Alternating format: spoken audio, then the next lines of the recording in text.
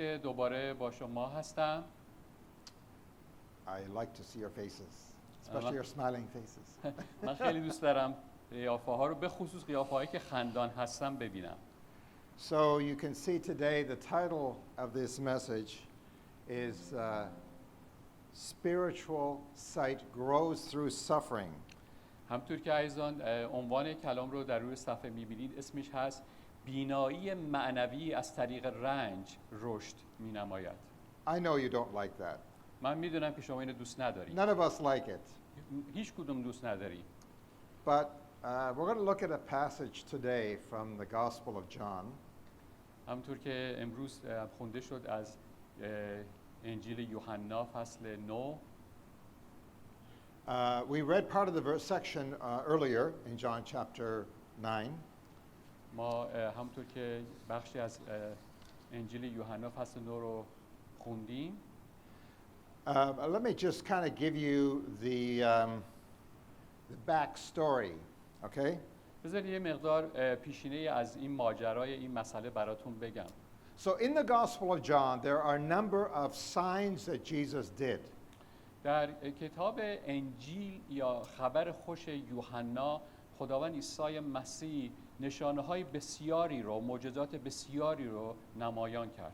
The first sign that Jesus did was turning water into wine at the wedding of Cana. اولین نشانه یا معجزه‌ای که انجام داد عیسی مسیح در یک عروسی بود که اونجا آب رو به شراب تبدیل کرد. And there are other signs that Jesus did, and this sign of a man who was born blind got his sight. و در اینجا نشانه‌های بسیاری رو خدا انجام داد تا اینجا رسید که یک مردی که کور مادرزاد بود رو خداوند شفا داد. So Jesus is walking along with his disciples. حالا عیسی مسیح داره با شاگردای خودش راه میره. And they come across this man who's sitting beside the road. و این مردی رو میبینه که کنار جاده یا راه نشسته. And he's blind. و کور هست. But he was born blind. ولی این مرد به صورت مادرزادی کور به دنیا So اومده. the disciples ask this question. حالا میان این شاگردا این سوال رو میکنن از عیسی Did this مسیح. man sin or his parents آیا sin? این مرد که الان کوره مادرزادی این خودش گناهکار بوده یا اینکه پدر مادرش گناهکار بودن؟ Now when you think about that question, part of that question is actually quite stupid. میدونید به این سوال خوب توجه کنید. به نظر میاد یه تیکه از این سوال خیلی با نادانی داره انجام میشه. Did this man sin in his mother's womb that he was born blind? Like, doesn't make sense. یعنی چی که این مرد یعنی الان کور به دنیا اومده که در رحم مادرش اونجا یه گناهی انجام شده که این کور شده؟ Yet often we have this concept that if something bad happens, I must have sinned. یک مفهومی که بعضی از ماها کلا ما آدما دنبالش اینیم هر وقت یه چیز بدی اتفاق میفته فکر میکنیم که میگه آره من گناه کردم. And Jesus said, no, neither this man nor his parents sinned. ولی عیسی مسیح داره به جواب میده به شاگردا که مثل ماها هستیم میگه نه هیچ کدومش، نه این مرد گناهکاره نه پدر مادرش. But that God's works might be displayed in him. اما میخوام اینو به شما بگم که قراره که خداوند در این مرد خود را جلال بخشد. So first of all, we have to know this. اول از همه ما باید به این مسئله توجه کنیم. Don't think that everything that's bad that happens to you is because you did something wrong. اول از همه توجه داشته باشیم که قرار نیست که هر چیز بدی که تو زندگی ما اتفاق میفته یعنی که ما حتما یه کار بدی کردیم. And this is a good verse, a few sections to show us that this is the case. و این یکی از آیات و در واقع نشون میده که مواردی شبیه به این رو.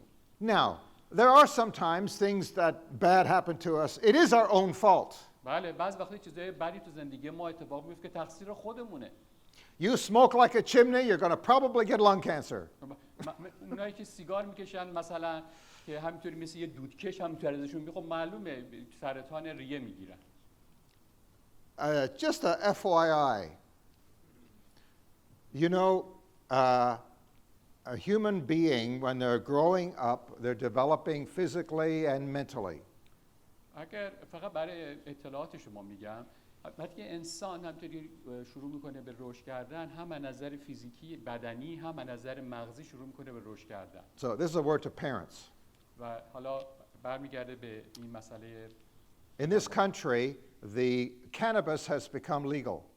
حالا برگردیم به مسئله اینجا در این کشور کانادا که میدونیم که ماریجوانا اینجا به صورت قانونی هست کشیدنش. But for a young person to take cannabis will damage their brain. اما حتی یک جوان وقتی که میاد این ماریجوانا رو میکشه، در واقع مغز او رو شروع میکنه به نابود کردن. Typically, the human brain is not fully formed until the age of 25. و معمولاً مغز انسان به طور کامل عزیزان تا 25 سال نرسیده، هنوز به اون کاملیت خودش نرسیده. Young people who take cannabis have a high risk of permanently damaging their brain. و بنابراین توجه داشته باشیم جوانایی که هنوز به اون سن 25 هستن و بیان از این ماریجوانا استفاده بکنن 100% باعث این میشن که مغزشون اون رشد کامل رو پیدا نکنه و در واقع آسیب ببینه. On the other hand, coming back to this section, حالا برگردیم به این قسمتی که الان we need to realize that not everything. So I remember this. I was told this story one time. یه باری داستانی ماجرایی برای من گفته شد به این شکل. A brother got cancer. یه برادر ایمانداری سرطان گرفت. It was in his leg. و روی پاش بود. And an older sister basically said, "What did you do wrong that you got cancer?" و خواهر بزرگش بهش گفتش تو چه کار گناهی کردی که پات اینطوری سرطان گرفته؟ That is not a proper understanding. این نشون میده که دقیقاً یه فهم درستی در اینجا نبوده. Actually, if you are a scientist, you probably wonder why not every one of us gets cancer. Things can go wrong. اگر شما مثلا خب یک دانشمند بودید، محقق بودید، میدونستید که چرا ممکنه هر کدوم ما هر علتی ممکنه سرطان بگیریم. The whole creation has been affected by the fall. در واقع تمامی خلقت تحت تاثیر این سقوط بشر قرار گرفته. That includes us humans. که شامل ما انسان ها میشه. That even includes the trees. شامل درختان میشه. That includes the animals. شامل حیوانات میشه. The whole creation is groaning, waiting for a certain day. بعد اینطوری بهتون بگم طبق کلام خدا که تمامی خلقت در ناله اون آمدن کاملیت هست. So, this man was born blind and Jesus comes to him. حالا در اینجا این مرد رو داریم می‌بینیم که به صورت مادرزادی کور به دنیا آمده، عیسی مسیح میاد سراغش. And Jesus does something really strange. و عیسی مسیح یک چیز خیلی عجیبی برای این مرد انجام میده. Kind of gross.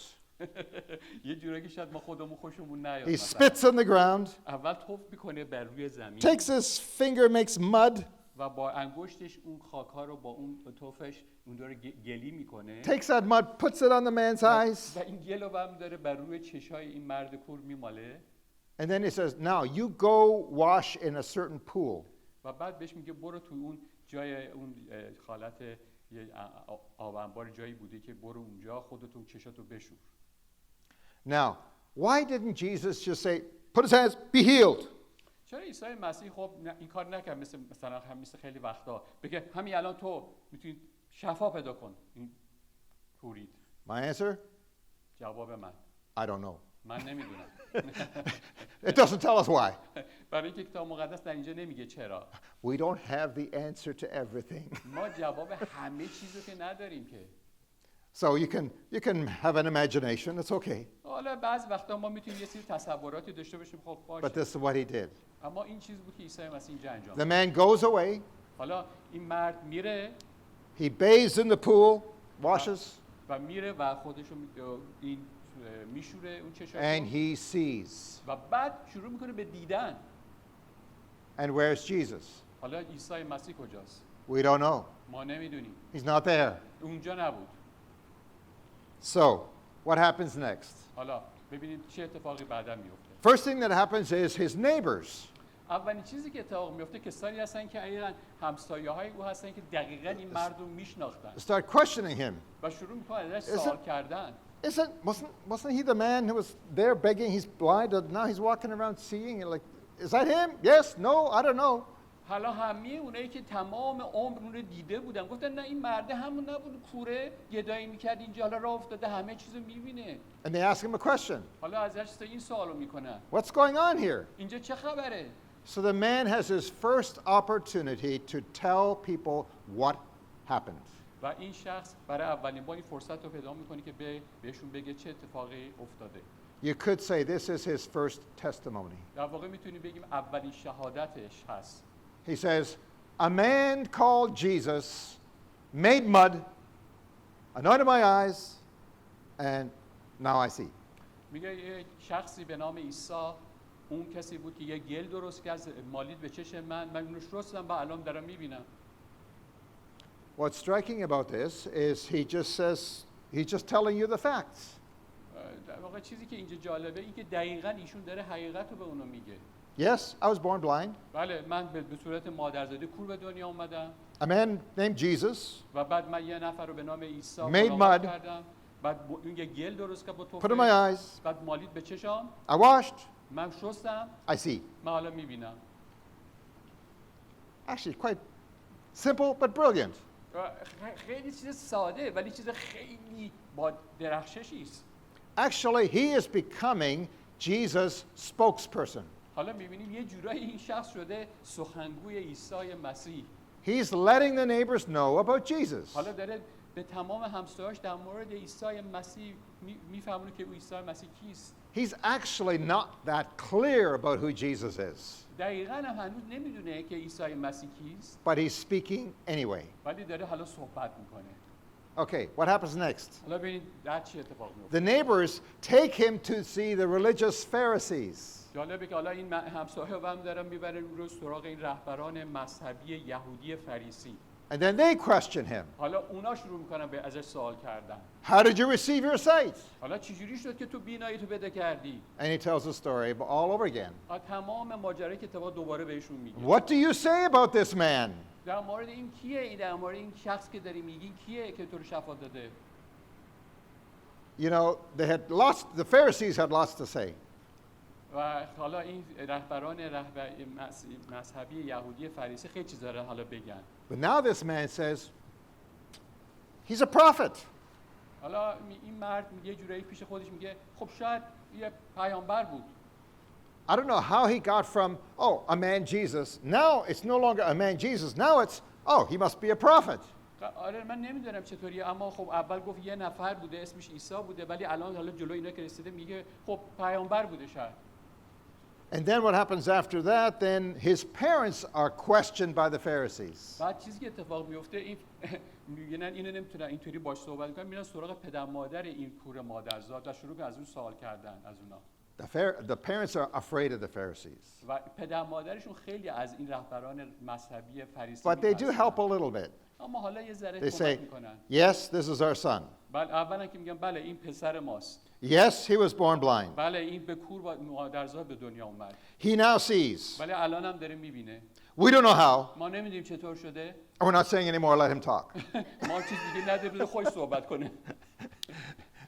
So, then the Pharisees come back again to this man. That's what I call round 2 questioning. دوباره رهبر مذهبی فریسی یهودی برمیگردن سراغ همون مرد که حالا شفا پیدا کرده. And the Pharisees are interesting. First of all, they tell this man, give glory to God. جالبه این فریسیای رهبران مذهبی چیز عجیبی به این مرد میگن درخشش و جلال رو به خدا تقدیم کن.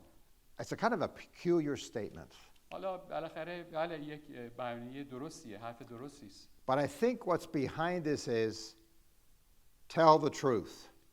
اما چیزی که پشت این قضیه خوابیده اینا میخوام بفهمم میگه اینا میخوام بگن که حقیقت رو به ما بگو. In other words, we actually don't believe you were born blind. در واقع میخوان یه جوری به این مرد بگن که نه ما باورمون نمیشه تو کور به دنیا اومده بودی. This is a fake healing. ما میخوام بگیم که نه یه شفای قلابیه.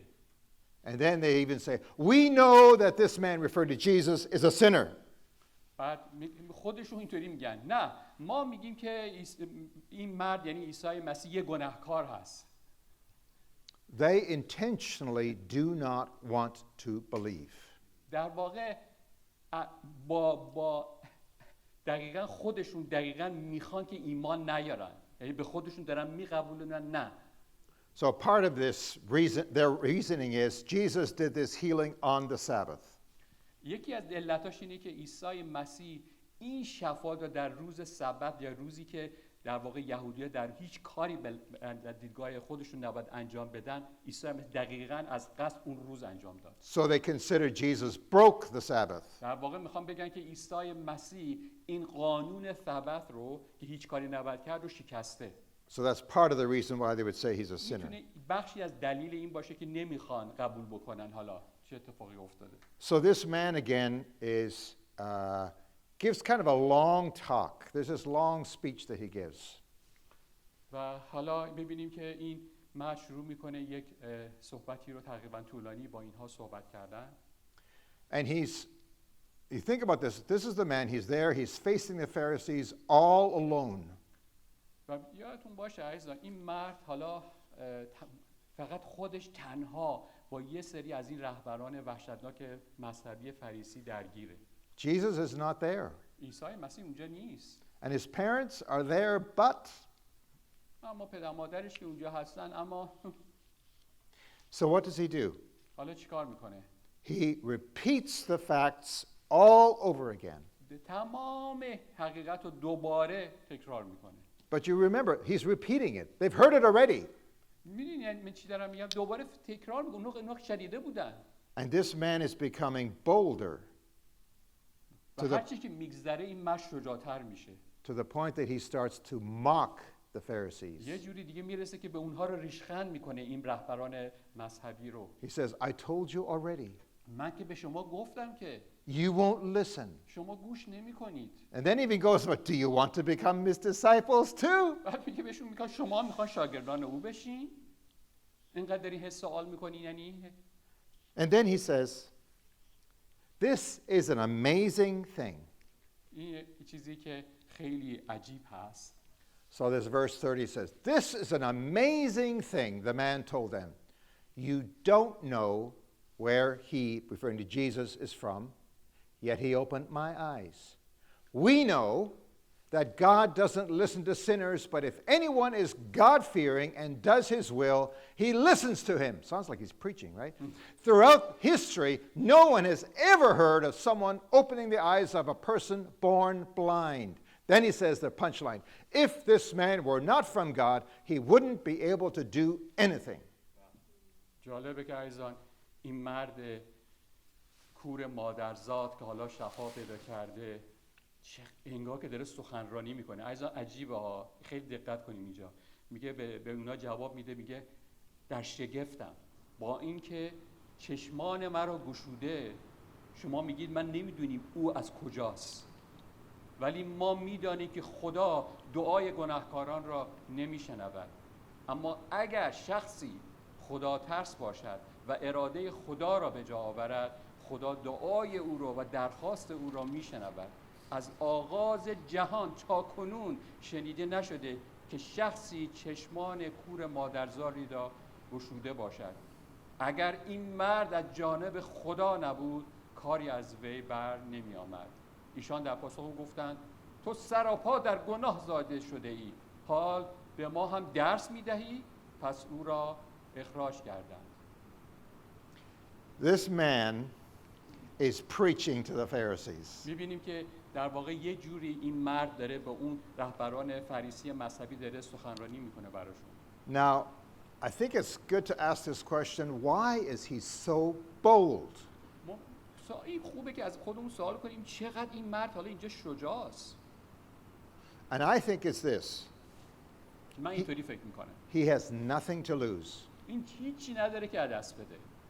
As a person who was blind, while he was blind, برای اینکه شخصی بودی که خودش میدونه که کور به دنیا اومده. he would not have been allowed into the temple. و میدونستش که به خاطر این هیچ وقت نمیتونسته بره به معبد. Because he is what you would call damaged humanity. برای اینکه میگفتن آره این میتونه بشریت رو یه جوری یه بشری هست که در واقع So he's مشکل excluded. داره و نمیتونه وارد معبد He's بشه. excluded from worship. و بنابراین از پرستش های معبد اون رو بیرون کرده بودن. In spite of that, he still seems to know something about God. با این حال اینجا ببینید عزیزان خیلی مهمه، با این حال میبینیم که یه چیزایی در مورد خدا میدونه. So he's been rejected up to this point. تا حالا اون رو نمیذاشتن، اخراجش می‌کردن، نمیذاشتن وارد معبد بشه. Now he sees. و حالا میبینه. There's a possibility he could be accepted. حالا این احتمال وجود داره که او رو قبول کنن. But what happens? اما حالا چه اتفاقی داره میفته؟ After he gives this wonderful speech, حالا بعد از که این سخنرانی قشنگ و مهم رو براشون میگه، they kick him out. اونو بیرونش میکنن. He's criticized برای اینکه اینجا حالا first. اول اینجا اعتراض کرد. They say, you were born in sin. و اول بهش گفتن که تو اصلا همین فریسی‌ها، تو اصلا در گناه به دنیا اومدی. This implication is that the reason you were born blind is because you were born in sin. و در واقع می‌خواستن بگن این دلالت اینه، تو از این که نمی‌بینی به خاطر اینکه اصلا از در رحم تو در واقع گناهکار بوده ای. And then they cast him out. و بعد اون انداختن از معبد بیرون. So this man was never accepted. بنابراین می‌بینیم این مرد هیچ وقت مورد پذیرش اینا قرار نگرفت. He wasn't accepted before. قبلش هیچ وقت مورد پذیرش Now قرار he's نگرفت. healed, but he's still not accepted. و بعدش که حالا شفا به دیگری می‌بینه بازم نمیخوان قبولش So he had nothing to lose. ولی حالا میگه من هیچ چیزی He ندارم که became دست بدم. bold. و حالا این شجاعت رو به دست آورده. Then Jesus appears on the scene again and finds him. حالا می‌بینیم عیسی مسیح برمیگرده به ماجرا و این مرد رو پیدا میکنه. You know, we should have a question here. Jesus, why did you leave this man alone? و ممکنه ما از عیسی مسیح میپرسیم چرا این مرد رو به حال خودش تنها گذاشتی؟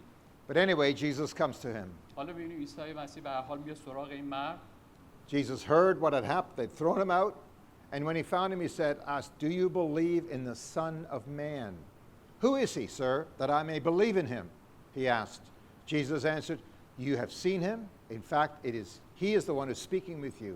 The man replies, I believe, Lord, he said, and he worshipped him. زمانی که عیسی مسیح شنید که این مرد را از معبد اخراج کردند، او را یافت و از او پرسید آیا به پسر انسان ایمان داری؟ پاسخ داد سرورم بگو او کیست تا به او ایمان آورم. عیسی به وی گفت تو او را دیده ای، همان است که اکنون با تو سخن میگوید. او گفت سرورم ایمان دارم و در برابرش رو بر زمین سجده نهاد. So you might say this is kind of the conclusion to this whole story. در واقع چیزی که اینجا داریم می‌بینیم یک نتیجه گیری از تمام این ماجراست. Jesus said, do you believe in the Son of Man?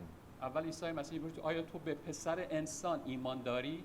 And eventually his response is, I believe, Lord. و آخرش می‌بینیم اینجا میرسه که ای خداوند ایمان دارم. He believes in the Son of Man, او آیا به پسر انسان ایمان داره؟ and he calls him Lord, و بعدش او رو خداوند می‌نامه and he worships him as God. و بعد همونطور که خدا رو میپرستن او عیسی مسیح رو میپرسته روی زمین. There's a progression here in this man's understanding of who Jesus is. می‌بینیم چجوری همینطوری گسترش پیدا میکنه فهم این مرد از اینکه عیسی مسیح کیست. Just a man, اول فقط یه انسان a development to a prophet, و بعد میذاره یه خود جلوتر میگه شاید یه پیامبر بوده. then someone from God, بعد بعضش یه خود جلوتر میگه شاید then- یکی از خدا بوده. believing he's the Son of Man, و بعد این ایمان رو میاره که به عنوان پسر انسان هست calling him Lord, و بعد او رو خداوند مینامه and then worshiping him. و بالاخره در نهایت او There's a او رو wonderful story می‌پرسته. of this progression of his spiritual understanding. و دقت میکنه عزیزان چه تحولی در این مرد ایجاد میشه، چجوری میفهمه و چجوری به جایی میرسه که دقیقا متوجه میشه عیسی مسیح کیست. And you could say this all happened because of trouble. میتونی اینو بگیم که همین اتفاق افتاد به خاطر این چیزی که این مرد درش در زحمت و بدبختی بود. Even persecution. حتی میبینیم در رنجهایی که کشید. He was persecuted. این مرد خیلی بهش رنج دادن. But the more he understood, the more he spoke, the more he saw, the more he believed, there's a real progression here. ولی هر چی که با این رنج‌ها داشت ازش بیشتر سوال کردن، بازجوییش کردن، بیشتر فهمید و متوجه شد. Now, this story, I believe, is more than just a story about a physical healing. من این ماجرا رو بیشتر از فقط یه شفای جسمانی میدونم. This is a story about whether or not one has spiritual sight. این در مورد این کسی که آیا یک نفر واقعاً بینایی معنوی دارد یا نه. We are all born spiritually blind. در واقع همه ما از نظر معنوی کور به دنیا اومدیم. We all start the same. ما هممون یک شروع داشتیم. We don't see. ما نمیبینیم. But through experiences, through different things, eventually we see. ولی در شرایط مختلف، چیزای مختلفی که بالاخره چیزایی دیدیم. Actually, our seeing is a gift from God. در واقع حقیقت اینه که عزیزان بینایی روحانی یک هدیه طرف خداست. In this story, در این ماجرا the man never asked to see. این مرد هیچ وقت درخواست نکرد که بتونه با چشم فیزیکیش ببینه. Jesus gave him the gift of sight. خداوند بود که به او بینایی داد. He didn't ask for it. اون این سوال رو از درخواست رو از عیسی مسیح نکرد. He did respond. ولی این جواب داد. Jesus told him, go wash, and he did. و این واکنش این مرد کور مادرزاد این بود که عیسی مسیح گفت برو بشور، رفت این کارو کرد. So you could say we do need obedience, we need a response. بله ممکنه بگیم که بله ما نیاز داریم که پیروی کنیم و واکنش نشون بدیم. But the real sight was a gift. اما یادمون باشه بینایی واقعی یک هدیه طرف خداست. Why do I say that this is about spiritual sight? ولی چرا من اینو میگم که اینو بهش میگم یه بینایی معنوی؟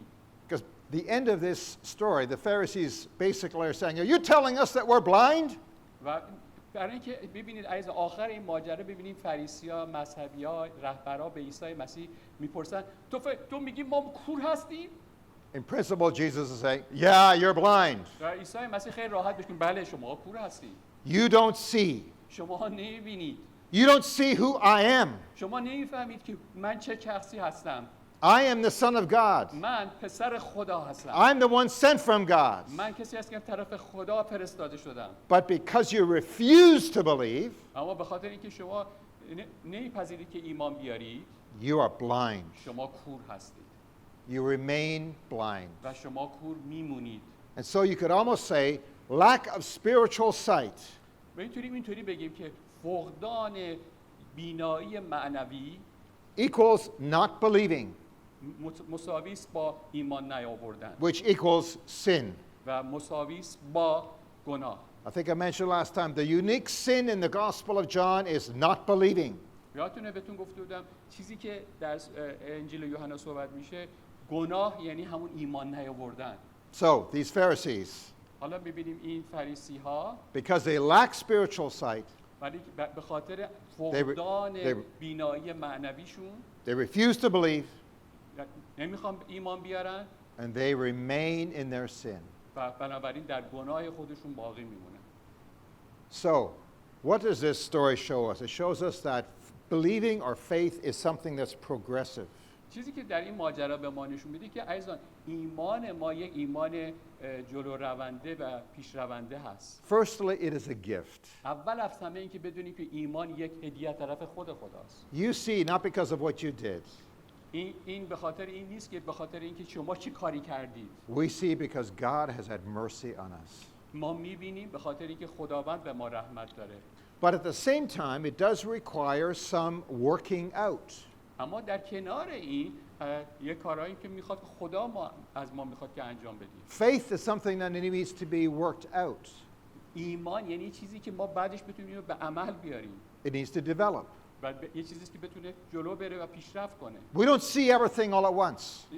ما همه چیزی یه دفعه نمیبینیم. In fact, I would say it takes a lifetime. و میخوام اینو بگم که تمام زندگی ما رو در بر All the می‌گیره. time we experience something more. و هر لحظه که میریم جلوتر یه چیزای بیشتری رو خواهیم دید We see something more. و یه چیزای بیشتر رو میبینیم.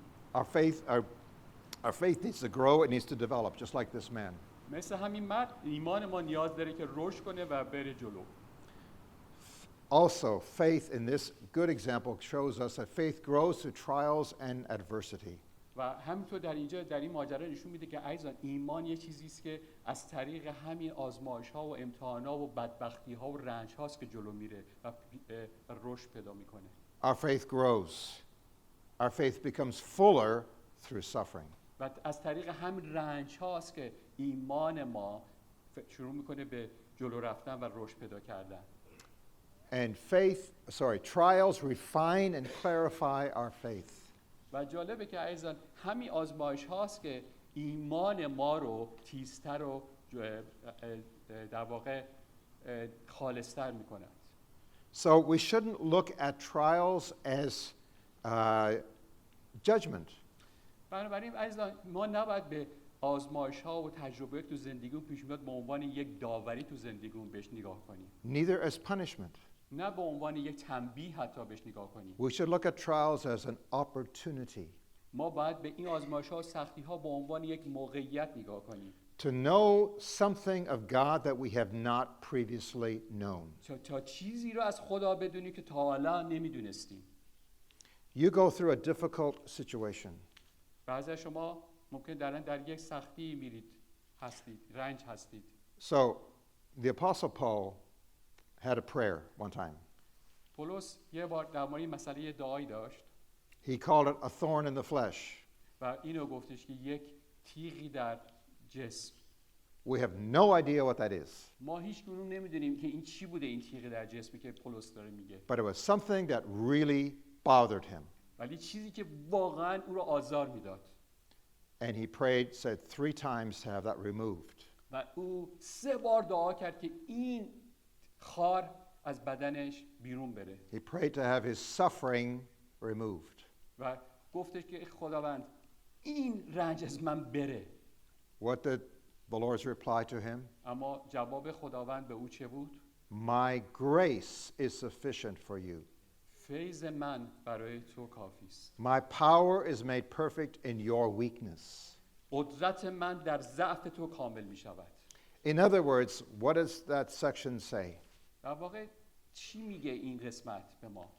There's a grace for us. یک فیض برای ما هستش. When we are facing trials, و وقتی که ما عزیزان مواجه میشیم با سختی ها و آزمایش ها troubles, و گرفتاری ها maybe persecution, و حتی رنج ها و در واقع شکنجه ها، maybe health issues, حتی مسائل سلامتیمون به هم میخوره. maybe job loss, ممکنه شغلمون رو دست بدیم. maybe financial difficulty, شاید از نظر مسائل مالی دچار اشکال بشیم. maybe loss of a loved one. شاید اصلا یک عزیزمون رو دست بدیم.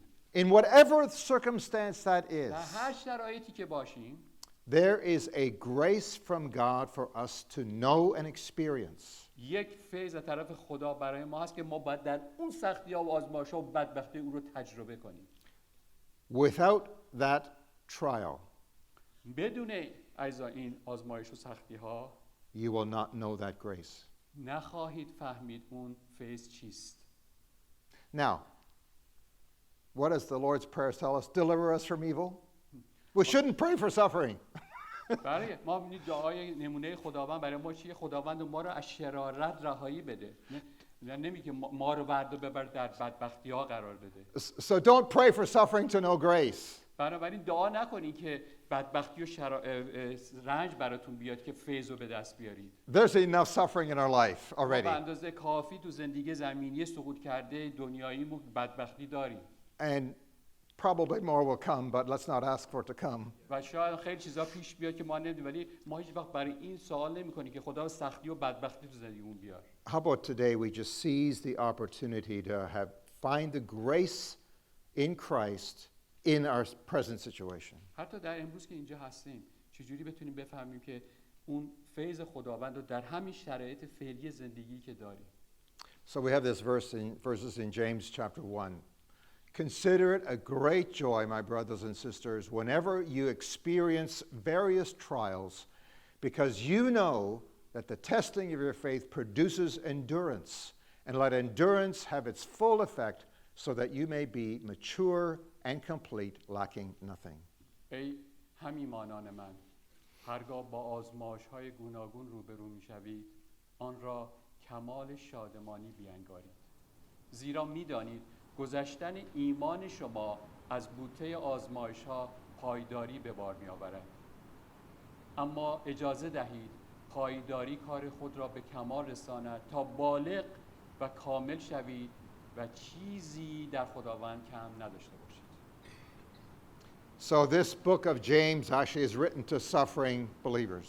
ببینید یه تیکه از نامه یعقوب در واقع به ایماندارهایی نوشته شده که در سختی و بدبختی هستند. Peter, when he wrote 1st and 2nd Peter, also writing to suffering believers. وقتی که پتروس هم در دوم پتروس نامه می‌نویسه، دقیقاً در اونجا به ایماندارایی می‌نویسه که در سختی و بدبختی هستند. But there's a refining process that goes on. اما یک پالایشی هست که دائم داره میره اینجا ادامه پیدا میکنه. Now, here's the kind of a last warning. Sorry, as a warning to this. ولی آخرین قسمت کاربردیش یک هشدار هست که ببخشید من بعد اینو بگم. Not everybody's faith grows through suffering. اینطوری نیست که ایمان همه آدم‌ها از طریق فقط رنجها رشد پیدا کنه. Some people's faith grows through suffering while other people become resistant and hard. اینطوری هستش که بعضیا دیگه هستن که در واقع خیلی در واقع مقاومت میکنن و خیلی سخت میشن. I would say this. A good question to ask yourself when you're going through a hard time. من اینطوری میگم، یه سوالی که خودتون میتونید وقتی در زمانی که در یه سختی و بدبختی افتادید is, Lord, what is it that you want me to learn in this suffering? این سوال از خداوند بکنید. خداوندا در این بدبختی که اجازه دادید، تو ریشش نیستی، سببش، ولی اجازه دادید تو این بدبختی بیفتم، خداوند تو چی میخوای من یاد بگیرم؟ To me, that opens the door for us to know Christ, know His grace. که بخوای شاید دری رو باز کنی که من مسیح و فیض او رو بشناسم. That's more helpful than saying, what did I do wrong that I have, this has happened? به جای اینکه سوال بکنی خدایا من آخه چیکار کردم که اجازه دادی که من تو این بدبختی بیفتم؟ All that leads to is condemnation. و اینطوری اگه باشیم همش میخوام محکوم بکنیم خدا رو. There's no, in a sense, there's no learning in that. و هیچ چیز آموزشی تو این مسئله پیدا نمی‌کنیم. Even there's no hope in that. و هیچ امیدی درش نخواهید داشت. There's no grace in that. و هیچ فیضی درش نخواهد بود. But if we could ask this question, Lord, not why did this happen to me, but Lord, what is it that you have for me to learn? ولی بگیم خداوندا تو اجازه دادی تو چی می‌خوای من از تو این مسئله بدبختی یاد بگیرم؟ You may not get a quick answer. ممکن یک بلافاصله جوابی پیدا نکنید. You may not get an answer for a few years. ممکنه برای چندین سال شما جوابی پیدا نکنید. I'll give you one testimony. و So, 2 years ago when my wife was dying, من بذار شهادت از زندگی خودم بگم. 2 سال پیش بود که خانم and من it was difficult. و در واقع به مرگ رسید و خیلی سختی داشتم من. And I asked the Lord one day, Lord, why are you having me go through this? و یه روز از خداوند این سوال رو کردم. خداوند چرا آخه اجازه میدی من What از is, طریق تو این مسئله بدبختی بیفتم؟ what is it that you want in me? چی میخوای در این مسئله از من؟ What do you want to gain in me through all of this? چی میخوای من به دست بیارم از این مسئله؟ This last May, so almost 2 years later, آخرین ماه می در 2 سال گذشته I had a bit of realization. و یک در واقع مفهوم خوبی رو فهمیدم. This past May, I had a realization. I know, since that happened 2 years ago, I know 6 other men whose wives have died. چیزی که فهمیدم این بود که در آخرین می گذشته، ماه می، از این 2 سال گذشته تا به حال دیدم 6 نفر دیگه، 6 مرد دیگه همین مسئله رو مثل من داشتن که خانومشون فوت کردن. Maybe what I went through was for their sake. شاید یکی از اینا به خاطر این بود که من بتونم با اونا باشم. And I realized, okay, so I made more effort to reach out to them. و بتونم اینطوری سعی بیشتری بکنم که برم سراغشون. And this one man in particular, و به طور خاص یک مرد خاصی که دارم he lives in Vancouver. که اصلا در خود ونکوور I don't talk to him that much. من زیاد باش صحبت نمی‌کنم. But anyway, a week after his wife's funeral, I waited for a week after his wife's funeral. من صبر کردم بعد از یه هفته بعد از اینکه خاکسپاری اون You خانومش know, I انجام called him شد up. We had about an hour conversation. و با هم دیگه یک ساعتی صحبت داشتیم The main thing is to let him talk. و اجازه دادم باهاش صحبت کنه با من. And, you know, I felt it was good. من فکر می‌کنم خیلی خوب بود صحبت. About 3 weeks later, از 3 هفته بعدش one night I'm in a Zoom meeting. با طریق زوم که با هم صحبت می‌کردیم And my phone rings. I see it's him. و تلفن من زنگ زدم اون همون آقاست. And I looked at it and I thought, I'm in a meeting. Do I answer it? Do I not answer it?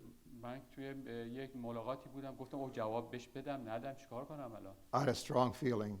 Excuse yourself from the Zoom meeting. Answer that call. من با اینکه تو ملاقات زوم بودم ولی گفتم یه جوری از درونی فهمیدم که نه من باید به جواب این مرد رو بدم الان. Now you have to understand this. How many men, when they're having a hard time, reach out?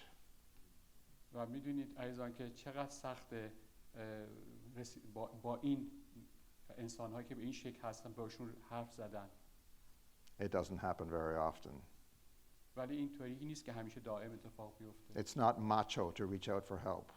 و خیلی‌ها نیستن که بخوان اینطوری کمک بخوان. Well, this brother had a really hard day.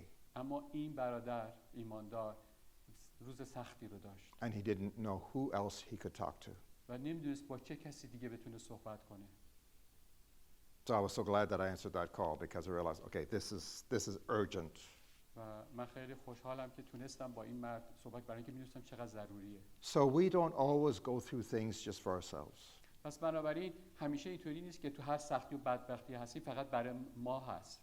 Paul says in 2 Corinthians پولس در دوم قرنتیان اینو میگه that we would comfort others with the comfort that we have received from God. ما دیگران رو تسلی میدیم از تسلی که از خدا دریافت میکنیم. We have some experience that can be beneficial to others. ما تجربیاتی رو داریم به دست میاریم که بتونه برای دیگران مفید باشه. Similar experience a few months earlier, or no, actually it was in June, this past June. همین ماه جون گذشته یه تجربیاتی داشتیم. I was visiting my daughter in Cleveland. دخترم رو در یه شهری ملاقات داشتم. And I knew one of the 6 men, his wife had died the previous year. و یکی از اون مردا رو که میشناختم که زنش سال گذشته فوت کرده بود. And I had within me, I'd like to be able to go spend some time with him.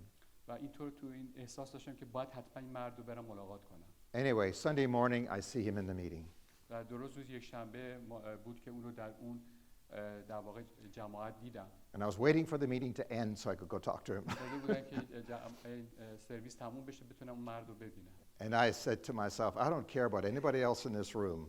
I'm going to talk to him and him alone. پیش خودم گفتم اصلا من اهمیت نده اینا که اینجا هستن من باید با این مرد برم و صحبت کنم. We spoke for about 45 minutes together.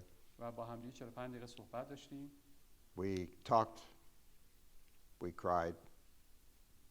با هم صحبت کردیم، با هم گریه کردیم. A few weeks later, he saw my daughter. و چند هفته بعد دخترم رو دید. And he said to her, و بهش گفت. he said, that was the best conversation I had this whole past year. بهترین مکالمه‌ای که در طول سال داشتم این بود. What we experience, the grace that we experience, the comfort that we have experienced, even the trial and the sorrow that we have experienced is also for the sake of others. اینو یادمون باشه که در خیلی از سختی‌ها و بدبختی‌هایی که الان توش هستیم، در هر فیض و هر در واقع محبتی که از خدا، تسلی که از خدا دریافت می‌کنیم برای دیگران هست. Now, a whole other way to look at this would be if I was walking around the last 2 years bitter. یه جور دیگه میتونستیم به این مسئله نگاه کنیم. اگر به خاطر مرگ همسرم من در طول این 2 سال گذشته فقط تلخ بودم. No transactions with the Lord. و هیچ ارتباطی رو با خداوند نمی‌داشتم. Crying every day. هر روز گریه می‌کردم. Why, Lord, did you do this? Why did you take my wife away? هی میگفتم خدایا آخه چرا با من این کارو کردی؟ چرا زن من ازم گرفتی؟ What help would I be to somebody else? و چجوری میتونستم برای دیگران کمک کننده باشم. as well as the fact that I would be robbed of knowing the grace of God. برای اینکه هیچ وقت نمیتونستم به اون کمک، برای اینکه هیچ وقت اون فیض خدا رو دریافت نکرده بودم. You could say I would be poor. در واقع میتونستم بگم هیچی مثل یه آدم فقیری میتونستم بوده باشم. So some people go through hardships. برای بعضی آدما که در سختی ها They میافتن، become bitter. میگم ببینیم ممکنه به تلخی بیفتن. And people who are not believers, when difficult things come, they become harder and harder, and sometimes they say things that put themselves in a corner. و اونه که اصلا ایمان نداره ممکنه توی این سختی ها قلبش سخت‌تر و سخت‌تر و بعد دیگه کاملا در انزوا قرار بگیره. And we have this expression, for them to believe means they have to eat a lot of their words that they spoke. و بنابراین این یک اصطلاحی هست که میگه اگه می‌خوایم واقعا ایمانمون بهتر بشه باید این کلام خدا رو بخوریم. They refuse to believe. و بعضیا نمیپذیرن که ایمان بیارن. So I'd like to leave this quote with you from this preacher Charles Spurgeon. و حالا میخوام عزیزان این صحبت رو از آقای چارلز اسپرژن که پیش خداوند هست براتون بگم. He said, "The same sun which melts wax hardens clay." همون خورشیدی که ذوب میکنه عزیزان در واقع گل رو که خیلی سخت هست. And the same gospel which melts some persons to repentance hardens others in their sins.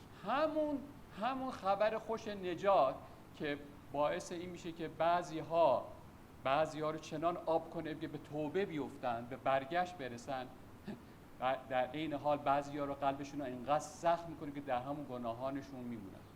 I think we all know both of these kinds of people. و ما فکر میکنم ما هر دو این نوع آدما رو میشناسیم. May we be wax.